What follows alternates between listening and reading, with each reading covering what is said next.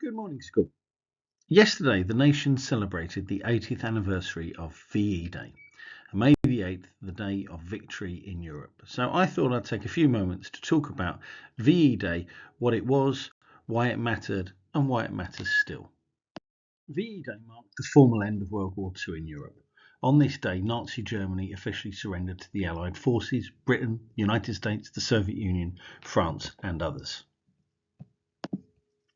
The war had lasted nearly 6 years, starting in 1939. Millions had died, soldiers and civilians alike. Families had been torn apart, cities were rubble.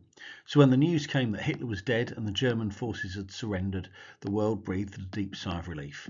In London, crowds gathered outside Buckingham Palace, cheering as King George VI, Queen Elizabeth and the Prime Minister Winston Churchill waved from the balcony.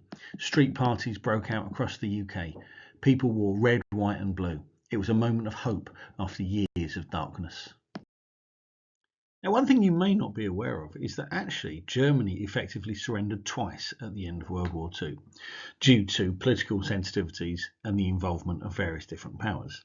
They first surrendered on the 7th of May 1945 in France, and they surrendered to US General Dwight D. Eisenhower and the Western Allies. This was an act of unconditional surrender and was signed, and it was agreed the surrender would take place at 11:01 p.m. On May the 8th, 1945. However, the Soviet Union weren't happy with this. The Soviets had borne the brunt of the fighting on the Eastern Front, and Joseph Stalin, the Soviet leader, insisted that a second formal surrender was signed on German soil and in Berlin, which the Soviets had captured. He also wanted it signed in front of various different Soviet commanders to reflect the Soviet Union's crucial role in the victory. And so they surrendered again on May the 8th, 1945, and that was in Berlin. However, due to time zones, although it was signed in Berlin on May the 8th, it was actually May the 9th in Moscow due to time zones. And so therefore, while VE Day is celebrated in Europe and Western Europe on the 8th of May, in Russia and Eastern Europe, Victory Day is celebrated on the 9th of May.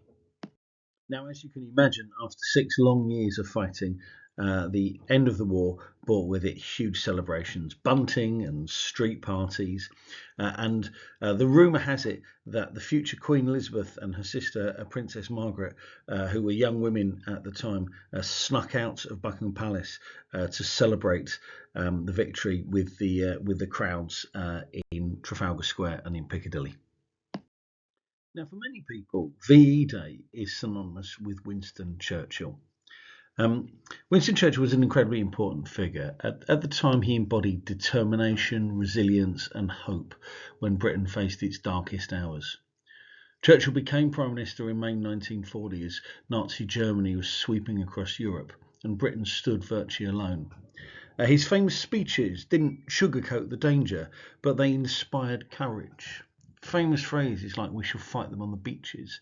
This was their finest hour, and never in the field of human conflict was so much owed by so many to so few.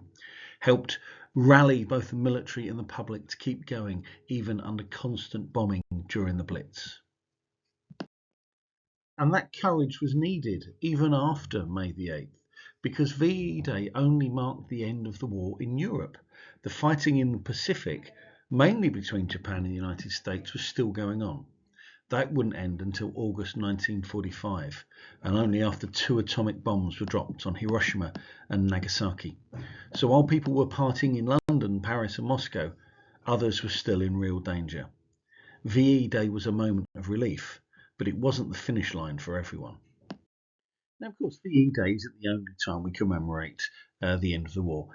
On the 11th of November every year, we celebrate Remembrance Sunday. That's the day when World War I ended and the guns finally fell silent on the Western Front.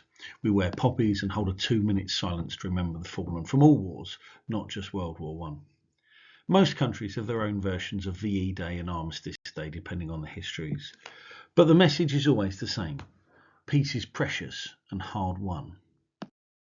So it's valid to ask then, if we celebrate Remembrance Sunday, why do we need to talk about VE Day? Well, I think it's important that we do so because war isn't just something from some dusty history book.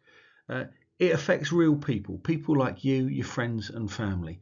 And only really by remembering the past can we understand the present. It reminds us of the dangers of hatred, dictatorship, and division. It shows us the importance of cooperation and the value of freedom.